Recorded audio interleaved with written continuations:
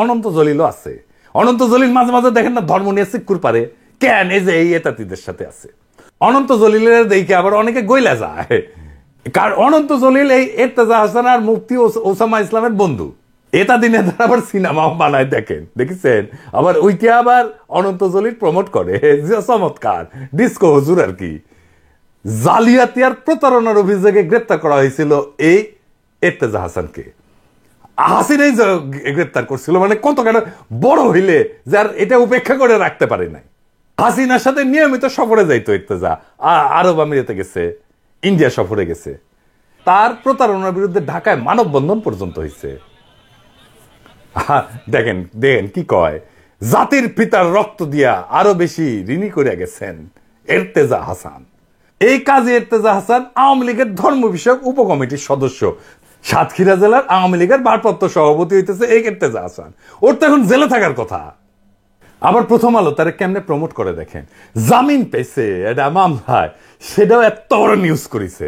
আরে আশ্চর্য ব্যাপার, দেখেছেন কারো জামিন পেলে এত বড় নিউজ করে? না জানি ওই একটা কোন বড় একটা তালে বড় এসে গেছে। এখন দেখেন প্রাইভেট স্পেসে বাসার মধ্যে ছবি তুলে খাতির করে হাসনাত, সার্জিস, আসিফ। আসিফ কি খুশি ছবি তুলে, দেখছেন? এমন কি আসিফ নজরুলের সাথে ঘনিষ্ঠতা দেখেন। এখন কইতে পারেন আপনারা রাজনৈতিক নেতা হয়েছেন, পরিচিত ফিগার হয়েছেন, পাবলিক ফিগার হয়েছেন, আপনার সাথে তো পাবলিক এসে ছবি। আরে ভাই এটা তো প্রাইভেট স্পেসে বাসার মধ্যে ছবি, দেখেন। এইভাবে প্রাইভেট ছবি তোলার আগে তো তার ব্যাকগ্রাউন্ড চেক করা যায় যে এই লোকটা কে। এখন দেখেন আওয়ামী নেতার সাথে, দেখেন ফজলে নূর তাপসের সাথে, সাকিব আল হাসানের সাথে, হাসান মাহমুদের সাথে, এমনকি মরে গেছে যে নাসিমুল লগে কি মাখামাখি। সুতরাং এই যে বিবাদে যদি দেশ বরণ্য গ্রহণযোগ্য আলেম এবং দায়িত্বশীল বর্গ আগায়ও আসে, এই দুই পক্ষকে ঐক্যবদ্ধ করার উদ্যোগ সফল হবে এটা কখনো আশা করা যায় না। কারণ এটা তো বুঝলেন যে এই বিভেদ বা বিবাদটা চাপায় দেওয়া আধিপত্যবাদী হিন্দুত্ববাদী শক্তি এই বিভেদটা চাপায় দিছে। কারণ এই পর্যায়ে কি করা যায়, এটা একটা সলিউশন তো করতে হবে। ভাই আমি তো ডাইরেক্ট অ্যাকশনের লোক। এই ইরতেজারের 3rd ডিগ্রি দেওয়া উচিত এক্ষুনি।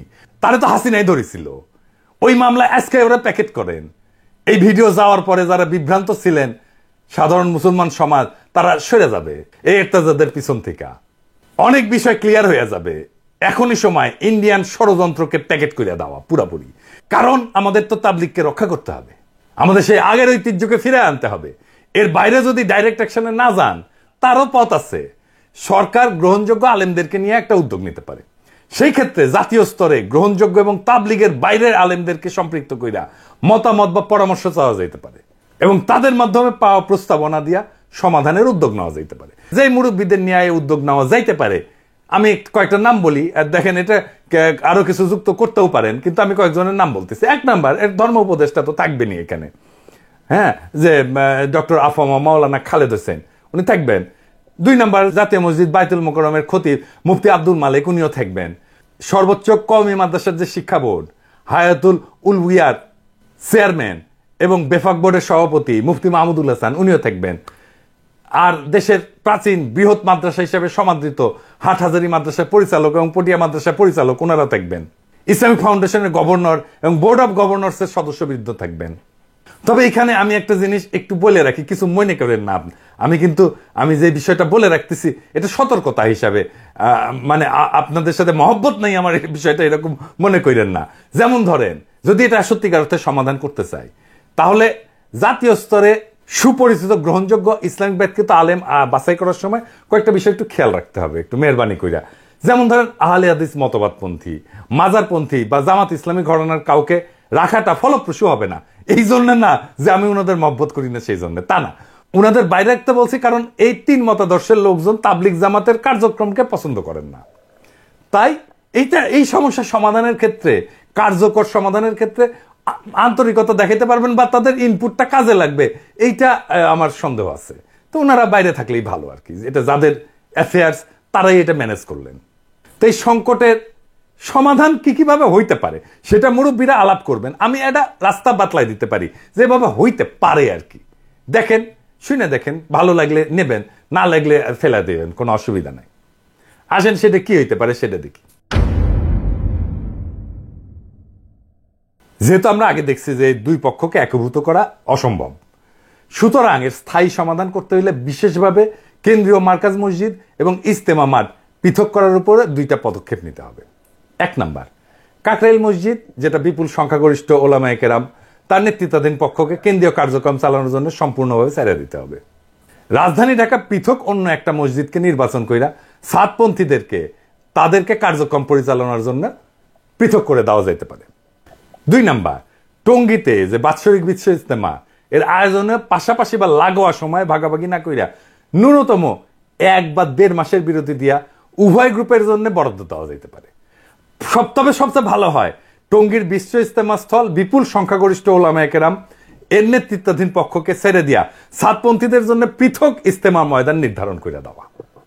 এইটা আলাপ আলোচনার মাধ্যমে এই দুইটা সিদ্ধান্ত যদি নেওয়া যায়, আশা করা যায় তাবলিগ নিয়ে দুই গ্রুপের চলমান সংকট মোটা দাগে সমাধান হয়ে যাবে। তারপরে যত দিন যাবে আস্তে আস্তে আস্তে আস্তে এই বিষয়টা সেটেল করে যাবে। কারণ ইতিমধ্যে জেলা পর্যায়ে এই দুই গ্রুপের মার্কাজ মসজিদ কিন্তু পৃথক করা হয়ে গেছে, এবং যে কারণে জেলা পর্যায়ে বিশৃঙ্খলা বা সহিংসতার তেমন কোনো খবর পাওয়া যায় না। এটা কিন্তু মোটামুটি জেলা পর্যায়ে সেটেল, কেন্দ্রীয় পর্যায়ে এসে সেটেল হয় নাই। তাই কেন্দ্রীয় পর্যায়ে এই পদক্ষেপগুলো নিলে এটা সেটেল হয়ে যাবে আমি আশা করি। রাজধানীতে দুইটা জিনিস, কেন্দ্রীয় মার্কাজ মসজিদ এবং ইজতেমার মাঠ, এটা যদি পৃথক করা না যায় তাহলে তাবলিগের চলমান সমস্যার সমাধান আসবে না, হবে না। বরং এইটাকে পুঁজি কইরা বিভিন্ন সুযোগ সন্ধানীরা উভয় গ্রুপকে নানাভাবে প্ররোচিত কইরা সমস্যাকে জিয়ায় রাখবে বা আরো প্রকট করতে চাইতে পারে। তাবলিগের উপরে যে কালো ছায়া নামছে ভারতের পরিকল্পনায়, তা আমাদের দূর করতে হবে। আমাদের হারানো ঐক্যের ঐতিহ্য পুনরুদ্ধার করতে হবে, আর এটা করা খুবই সম্ভব। আপনারা জানেন সমস্যা কোথায়। সমস্যার উৎস যদি চিহ্নিত করা যায় তাহলে সমাধান করলে অর্ধেক হইয়া যায়। আমার মনে হয় আমি সমস্যাকে চিহ্নিত করে সমাধানের পথ দেখাই দিতে পারছি। এখন বাকি কাজটা মুরব্বীরা যদি শুরু করেন তাইলে দেশের একটা বড় সমস্যার সমাধান হইয়া যায়, এবং আমরা কলে আপনাদের দিকে তাকায় আছি। তাবলিগের বিশ্ব ইজতেমা শুধু বাংলাদেশ না, সারা দুনিয়ায় একটা ফেনোমেনন হয়ে উঠছিল। শুধু ধর্মীয় গুরুত্বেই না, সামাজিক প্রভাব, অতুলনীয় একটা ইভেন্ট ম্যানেজমেন্ট ক্যাপাসিটি, জাতীয় ঐক্যের মঞ্চ হিসেবে বিশ্ব ইজতেমা এক শক্তিশালী ইমেজ নিয়ে দাঁড়াইতেছিল। যত রাজনৈতিক মতাদর্শিক বিরোধ থাকুক না কেন, শীর্ষ রাজনৈতিক নেতারা সারা দেশের মানুষের সাথে আখিরি মোনাজাতে দাঁড়াইতেন। কিন্তু ইসলামোফোব দুনিয়ার ভয় সম্মিলিত মুসলমানরা একসাথে দাঁড়ায় নামাজ পড়লেও ওদের চুলকানি শুরু হয়। এইটারে সে ঘরের অন্দরে হান্দাই দিতে চায়, কয় ধর্ম প্রাইভেট ব্যাপার, তুমি ঘরের মধ্যে করবা। আর বিশ্ব ইজতেমার মতো সুবিশাল দুনিয়ার দ্বিতীয় বৃহত্তম মুসলিম সমাবেশকে ধ্বংস করার পরিকল্পনা শুরু হয় ওয়ার অন টেররের প্রজেক্ট হিসাবে। এই কাজে প্রত্যক্ষভাবে হাত লাগায় ইন্ডিয়া, আর ইন্ডিয়ার বাংলাদেশের সকল লেসপেন্সার, আওয়ামী লীগ, ডেইলি স্টার এবং প্রথম আলো। অনেকে বলতে পারেন আপনি সবকিছুতেই ডেইলি স্টারের সংযোগ দেখেন কেন? আরে ভাই, সংযোগ থাকলে আমি কি করব? 2-4 মিলে গেলে আমি কি সেটাকে 10 দেখাবো? তবে আমি এই ধর্মীয় ইস্যু নিয়ে দূরে থাকার সিদ্ধান্ত নিয়েছিলাম। আমি ভাবছিলাম আমাদের মুরব্বী আলেম ওলামারা এই ব্যাপারটা নিয়ে ডিল করবেন, কিন্তু যখন এর পিছে আওয়ামী লীগ, ভারতের পরিকল্পনা আবিষ্কার করলাম, প্রথম আলো, ডেইলি স্টারের সংযোগ আবিষ্কার করলাম, তখন এই সমাজের একজন হইয়া এই ইস্যু নিয়ে চুপ থাকতে পারলাম না।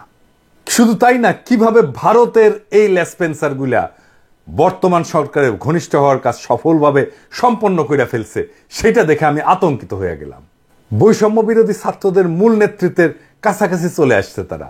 এর ফলে ফ্যাসি বিরোধী লড়াইয়ের মূল শক্তি হেফাজতের সাথে বর্তমান সরকারের দূরত্ব তৈরির ঝুঁকি তৈরি হয়েছে। এই কারণেই তাবলিগ নিয়া মহা ষড়যন্ত্র দেশবাসীর সামনে উন্মুক্ত করে দেওয়াটা আমার কর্তব্য আর দায়িত্ব হয়ে দাঁড়াইল। আশা করি আমার দর্শকেরা এই এপিসোডের পরে তাবলিগ প্রসঙ্গে নিজেরাই সিদ্ধান্ত নিতে সমর্থ হবেন। আমি স্পষ্টভাবে দেখাই দেব তাবলিগ জামাতের এই দুই গ্রুপের মধ্যকার দ্বন্দ্ব বিরোধের পিছনে প্রত্যক্ষভাবে রয়েছে ইন্ডিয়া। কিভাবে? তাবলিগের ভেতরে যাদেরকে জুবায়েরপন্থী বলা হইতেছে, সেইটাই তাবলিগের মূলধারা। সেই পক্ষের সাথে আছেন বাংলাদেশের কওমি, দেওবন্দি, হেফাজত ঘরানার অর্থাৎ মূলধারার আলেম সমাজের প্রায় সকলেই, এবং তাবলিগের সাথে সংশ্লিষ্ট সাধারণ জনতার বৃহৎ সংখ্যাগরিষ্ঠ অংশ। আবার ইন্টারেস্টিং ব্যাপার হইতেছে, এই পক্ষ আদর্শগত এবং মনস্তাত্ত্বিকভাবে শেখ হাসিনার ফ্যাসিবাদী শাসন এবং ভারতীয় আধিপত্যবাদের ঘোর বিরোধী। এই পক্ষই তাবলিগের মধ্যে বৃহৎ সংখ্যাগরিষ্ঠ এবং সবচেয়ে প্রভাবশালী অংশ। 2 নাম্বার, তাবলিগের ভেতরে যাদেরকে এতাতি বা সাতপন্থী বলা হইতেছে, এই পক্ষের সাথে যারা আছেন তারা আওয়ামী ফ্যাসিবাদের অংশ, সহচর এবং ভারতপন্থী হিসেবে পরিচিত। এই পক্ষের সাথে যারা আছেন তাদের বড় অংশই সেকুলার এডুকেশনে শিক্ষিত। মূলধারার সুপরিচিত আলেমদের কেউই এই পক্ষের সাথে নাই। এই পক্ষের নেতৃত্বে বা সামনের সারিতে যারা আছেন আসেন তাদের কয়েকজনকে আমরা দেখি। আলহাজ সৈয়দ ওয়াসিফুল ইসলাম, উনি কে? উনি ডেইলি স্টার পত্রিকার সম্পাদক মাহফুজা নামের স্ত্রী শাহিনা নামের ছোট ভাই।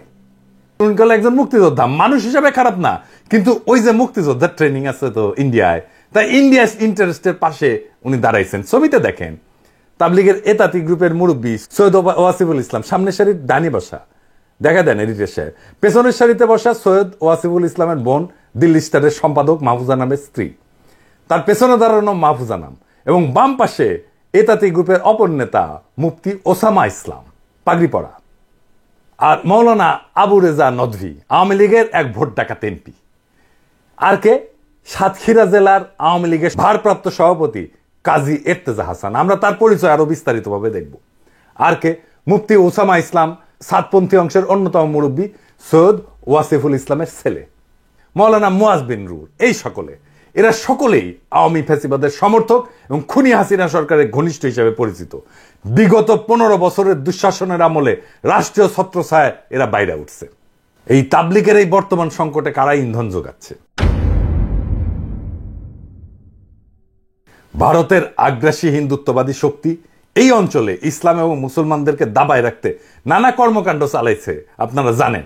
এর অংশ হিসেবে তারা নীরবে এবং সুশৃঙ্খলভাবে ইসলামের প্রচার প্রসার এবং দাওয়ার কাজ চালায় যাওয়া প্রভাবশালী সংগঠন তাবলিগ জামাতে বিভেদ, বিরোধ এবং বিবাদ ঘটায় একে দুর্বল করার একটা মিশন হাতে নেয়, ওয়ার অন টেররের পরিকল্পনার অংশ হিসেবে। ভারতের প্রেসক্রিপশনের পাশাপাশি আওয়ামী ফ্যাসিবাদী সরকারও এই ইসলামপন্থীদের মধ্যে বিভেদ, বিবাদ, বিশৃঙ্খলা তৈরি কইরা নিজেদের ক্ষমতাকে হুমকি মুক্ত রাখতে বাংলাদেশের তাবলিগের সংকট সৃষ্টি করে, এই সংকটকে জিয়ায় রাখার কৌশল গ্রহণ করে।